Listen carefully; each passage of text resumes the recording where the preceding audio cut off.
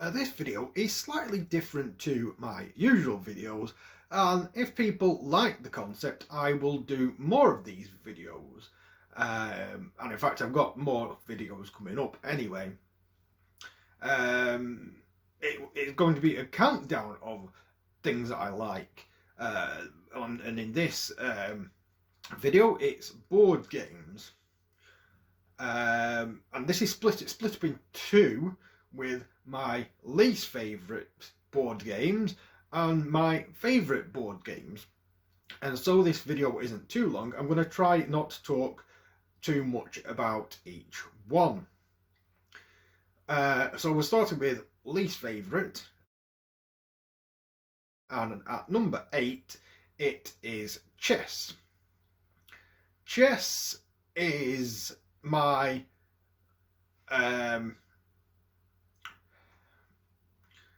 least favourite one, if that makes sense. So I don't mind playing it as much as my number 1 game. I think when I'm playing chess I tend to sometimes take my time and it can annoy people, but also I admit myself, although I did have lessons in playing it, I'm not very good at playing it usually. At number 7 it's Ludo. I think I've only maybe played this once, but I didn't really like it, so that's why it's at number 7. Go for Broke. Again, I've not really played this that many times, but I didn't really like it or get my head round it, so that's why it's at number 6. And at number 5 is Tiddlywinks. And now Tiddlywinks, I think I have placed there because I have issues with hand-eye coordination and trying to get the pieces into the tub I struggle with, so that's why it's at number 5. At number 4, as I've just said, because of my hand-eye coordination isn't good, is Subbuteo. Again, I wasn't sure if this would be classed as a board game or not, but I'm including it anyway. And at number 3 is Trivial Pursuit. A slightly different reason for this is because I don't have a very good general knowledge. I'm quite good at music, and maybe a bit of sport, for instance, on football grounds, English football grounds, or Scottish football grounds, maybe a little bit of cricket, and a bit of English geography. But anything else, forget it, I'm useless. In at number 2 is Scrabble, and my reason for that is because I am not very good with words, and the most I could probably come up with is a 6-letter word, well, between a 4 and 6-letter word, and I'm not very good at it. I have played it slightly more than the other games, I'd say, but not big fan. At number 1, and my least favourite game to play, is drafts or checkers, and that is because I can't get my head around how you play it, really. I have played it maybe twice or something, and I just can't understand it, and I have always lost to it, so that's why. Moving on to my favourite board games. And my least favourite board game is Kerplunk.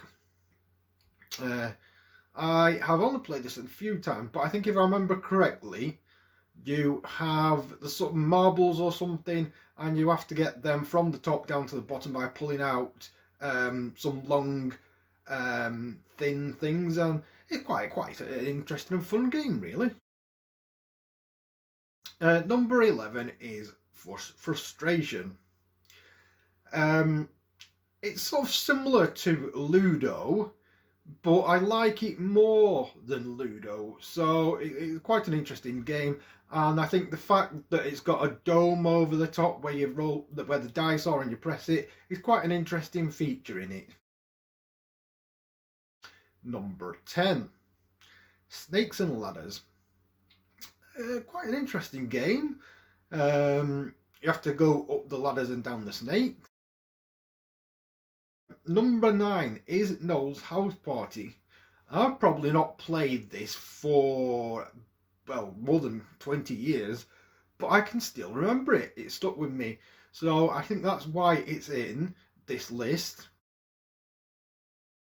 And at number 8 is Payday. Again, I've not played it for ages, but I can remember it. And you get paid so much money for each turn or something like that. And you play lottery and what have you.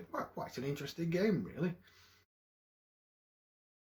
In at number 7 is The Game of Life. It's pretty much what the game says.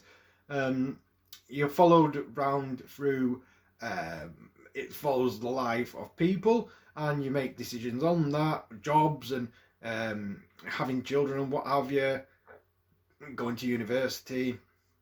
And in the new version, you can actually include pets. Guess Who?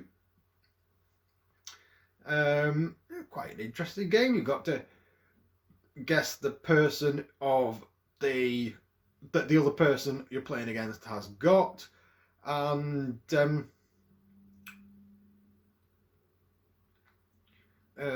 whittling it down, and then you can guess who it is.